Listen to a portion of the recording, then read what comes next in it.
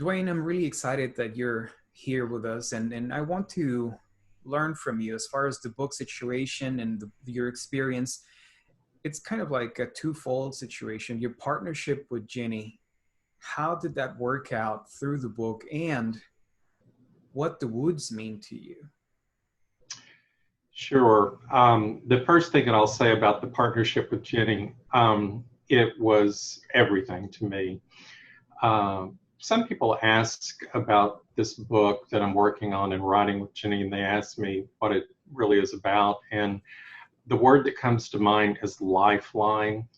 Jenny threw out a lifeline to me when I was in a really tough situation. My business partner, Amiki Cooper, of 35 years, was diagnosed with breast cancer.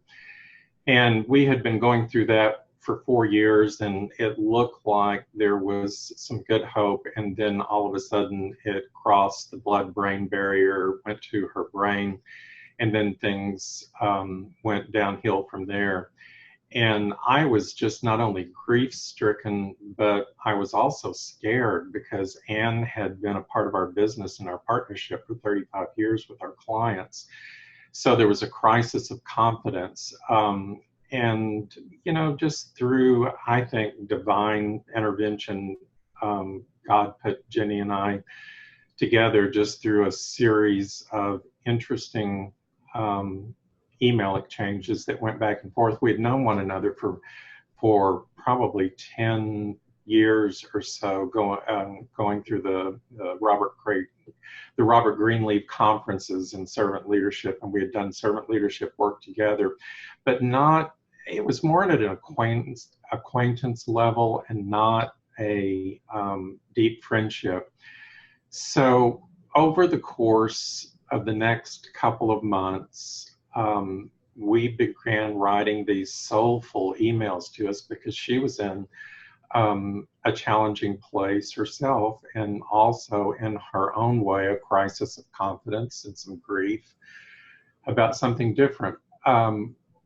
So that's when she decided to send to me the healing journey, the original work, and I couldn't put it down. I read it and wept. All in one night. I stayed up past my bedtime reading it, and I thought, this is just exactly what I've been looking for. This woman understands and knows what deep, difficult change is all about, and I know there's some things in this for me. So I immediately wrote her back, and a lot of this is in the book. There's a long email that is in chapter 10 that I wrote to her about all the different significant pieces in that original work and how they were speaking to me about things that I could do to start on this journey of healing and this path to wholeness again.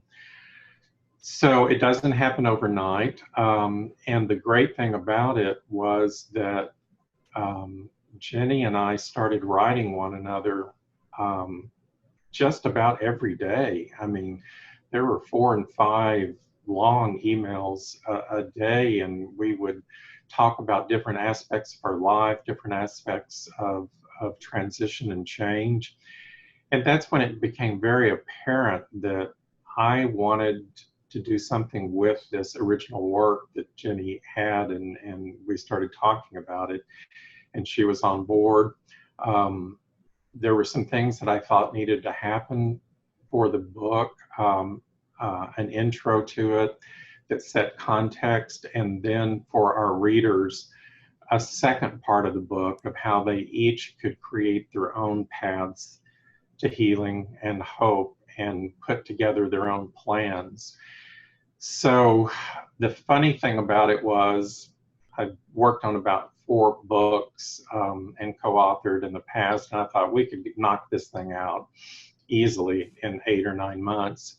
And here it is 4.5 years later, because one of the things that we discovered is that while we were working on the book, we were living life and continuing to experience change and transitions and traumas everything else in our lives. And so we go, oh, wow, we need to rewrite this section because now we have even more information and more experience on this. That's a long answer to the original question about the relationship with Ginny and I, but I just, I can't, I don't have the words to explain how close this friendship is and how deep it is and how much it has influenced the work in our book. I mean, I think it's the best answer you could have given. So I'm really grateful for that generous account.